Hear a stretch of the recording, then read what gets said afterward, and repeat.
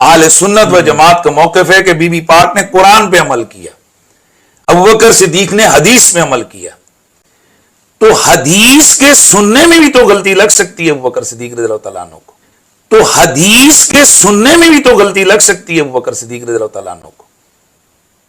اکیلے ہیں نا اس حدیث کے راوی، وہ اکیلے ہیں، بالکل ٹھیک. تو ان کو سمجھنے میں خطا اعتادی لگ سکتی ہے.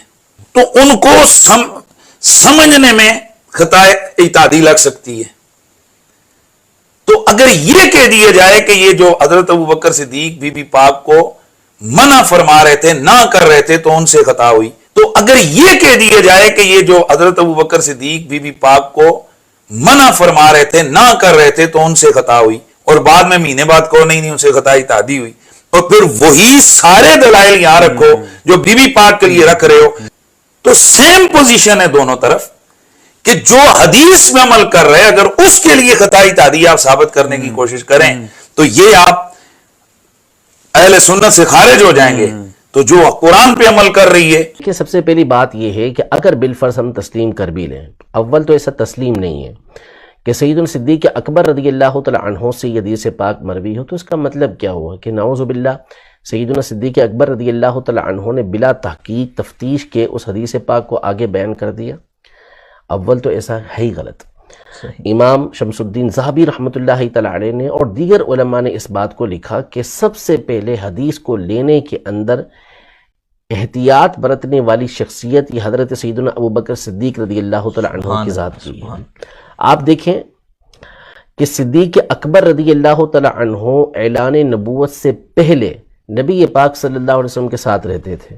16 سال کی آپ کی عمر تھی، اسی وقت نبی پاک صلی اللہ علیہ وسلم سے آپ کی دوستی ہوئی اور آخر عمر تک آپ حضور پاک صلی اللہ علیہ وسلم کے ساتھ رہتے رہے. لیکن اس کے باوجود ان کی احادیث کی تعداد آپ کو بہت تھوڑی ملے گی. بالکل ایسے کیوں؟ حالانکہ بلا شبہ آپ نے سب سے زیادہ حدیث نبی پاک صلی اللہ علیہ وسلم سے سنی ہے، کیونکہ رہے سب سے زیادہ آپ نبی پاک صلی اللہ علیہ وسلم کے ساتھ ہیں. تو ایک تو اس لیے کہ آپ نبی پاک صلی اللہ علیہ وسلم کے زمانے کے بعد، وصال فرمانے کے بعد آپ رضی اللہ تعالی عنہ یہ 2 سے 2.25 سال تک دنیا میں رہے، تو زیادہ اس لیے پھیلانے کا موقع بھی نہیں ملا. دوسرا، آپ بیان کرنے میں بہت احتیاط برتتے تھے. حضور پاک صلی اللہ علیہ وسلم کی حدیثوں کو ایسے ہی بیان نہیں کرتے تھے، بلکہ بعض اوقات ایسے واقعات پیش آئے کہ کسی نے حدیث بیان کی تو اس سے گواہ طلب کیا کہ اس پہ گواہ لے کر آؤ. تو کیا ایسے ہی حضرت ابوبکر صدیق رضی اللہ تعالی عنہ اس حدیث پاک کو بیان کر دیں گے؟ اگر بالفرض آپ سے ہی حدیث پاک مروی ہوتی تو بھی آپ تحقیق و تفتیش کے ساتھ ہی اسے بیان کرتے. نمبر 2، اگر آپ نے اس کو بیان کیا تو کیا صحابہ کرام علیہم رضوان دیگر سامنے موجود نہیں تھے؟ بہت سارے صحابہ کرام علیہم رضوان کہتے کہ یہ تو ہم نے سنا ہی نہیں نبی پاک صلی اللہ تعالی علیہ وآلہ وسلم سے، یہ آپ کیا بیان کر رہے ہیں؟ حالانکہ کسی نے بھی ایسا نہیں کہا. دوسری بات یہ کہ یہ معاملہ، یہ والی حدیث مبارکہ یہ تقریباً 13 صحابہ کرام علیہم رضوان سے مروی ہے، اور اجلہ علماء جنہوں نے حدیث متواتر، یہ وہ حدیث ہوتی ہے کہ جس کو اتنے لوگ روایت کرتے ہیں کہ ہم تصور نہیں کر سکتے کہ یہ لوگ جھوٹ بول رہے ہوں، سارے کے سارے ایک بات کے اوپر جمع ہو گئے، اور پھر ہر دور کے اندر اتنے افراد موجود رہے ہوں کہ جنہوں نے یہ حدیث مبارکہ اتنے ہی افراد نے آگے روایت کیا ہو کہ ان کو سن کر نہ لگے کہ یہ جھوٹ پہ جمع ہو سکتے ہیں. ایسا ہو نہیں سکتا. تو 13 صحابہ کرام علیہم رضوان ایک بہت بڑی تعداد ہوتی ہے جنہوں نے اس حدیث پاک کو بیان کیا، اور ان میں سے 8 تو وہ صحابہ کرام علیہم رضوان ہیں جو عشرہ مبشرہ سے تعلق رکھتے ہیں. حضرت سیدنا ابوبکر صدیق رضی اللہ تعالی عنہ، حضرت عمر رضی اللہ تعالی عنہ، حضرت علی رضی اللہ تعالی عنہ، صحابی 8 جی، حضرت علی رضی اللہ تعالی عنہ، حضرت طلحہ بن عبید اللہ رضی اللہ تعالی عنہ، حضرت سعد بن ابی وقاص رضی اللہ تعالی عنہ، حضرت زبیر رضی اللہ تعالی عنہ، حضرت عبد الرحمن بن عوف رضی اللہ تعالی عنہ، حضرت عثمان رضی اللہ تعالی عنہ.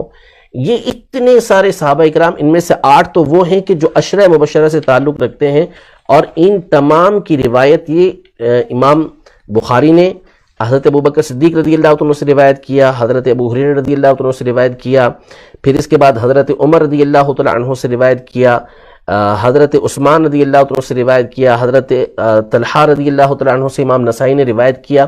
تو یہ سارے موجود تھے. اور ہوا یہ کہ یہ کوئی ایک دفعہ کا معاملہ نہیں ہوا. خود حضرت سیدنا علی المرتضیٰ کرم اللہ تعالیٰ وجہہ الکریم اور حضرت عباس رضی اللہ تعالیٰ عنہ جو نبی پاک صلی اللہ علیہ وسلم کے چچا ہیں، یہ ایک معاملہ لے کر حضرت عمر رضی اللہ عنہ کے پاس آئے. تو اس وقت صحابہ کرام علیہم رضوان میں سے یہ عشرہ مبشرہ کے افراد اور ایک جماعت موجود تھی. تو ان سے باقاعدہ حضرت عمر رضی اللہ تعالیٰ عنہ نے فیصلہ کروانے سے پہلے سوال کیا اور پوچھا کہ کیا تم لوگوں نے نبی پاک صلی اللہ علیہ وسلم کی حدیث نہیں سنی؟ تمہیں معلوم نہیں کہ نبی پاک صلی اللہ علیہ وسلم نے یہ ارشاد فرمایا کہ ہم جو ہے وہ وارث نہیں بناتے، ہم جو کچھ چھوڑتے ہیں وہ صدقہ ہوتا ہے. تو انہوں نے کہا کہ نعم، کیوں نہیں، ہم نے سنی ہے. تو یہ سارے کے سارے کہہ رہے ہیں کہ ہاں ہم نے سنی ہے.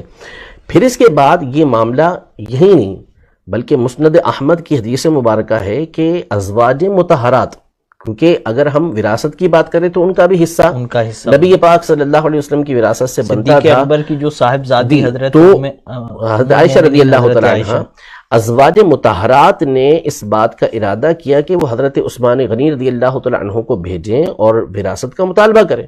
تو حضرت عائشہ رضی اللہ تعالیٰ عنہ نے ان سے کہا کہ تمہیں یاد نہیں، کہ تمہیں معلوم نہیں کہ نبی پاک صلی اللہ تعالیٰ علیہ وسلم نے یہ ارشاد فرمایا تھا کہ ہم وارث نہیں بناتے، کہ ہمارا وارث نہیں بنایا جاتا، ہم جو کچھ چھوڑیں وہ صدقہ ہوتا ہے. تو وہ بھی ساری راضی ہو گئیں. مسند اسحاق بن راہویہ کے الفاظ ہیں کہ انہوں نے اپنا حصہ چھوڑا اور راضی ہو گئی اس کے اوپر. تو یہ سارے صحابہ کرام علیہم رضوان روایت کرنے والے موجود، اور پھر یہ معاملہ ایک سے زائد مرتبہ پیش آیا، اور جب بھی یہ حدیث یاد دلائی گئی تو سامنے والے آمنا صدقنا کہ بالکل خاموش ہوئے. تو اب یہ کہنا کہ صدیق اکبر رضی اللہ تعالیٰ عنہ ہی اس حدیث پاک کو روایت کرنے والے، پہلی تو بنیادی بات یہی غلط. اور بالفرض اگر آپ روایت کرنے والے اکیلے ہوتے بھی تو بھی وہاں پر صحابہ کرام علیہم رضوان کی جماعت موجود تھی جو کسی لومۃ اللائم کی پرواہ نہیں کرتی تھی، کسی ملامت کرنے والے کی ملامت سے ڈرتی نہیں تھی. وہ صاف کہہ سکتی تھی، لیکن ان تمام نے اس بات کو قبول کیا کہ ہاں یہ بات ایسے ہی ہے جیسا کہ سیدنا صدیق اکبر رضی اللہ تعالیٰ عنہ یہ ارشاد فرما رہے ہیں.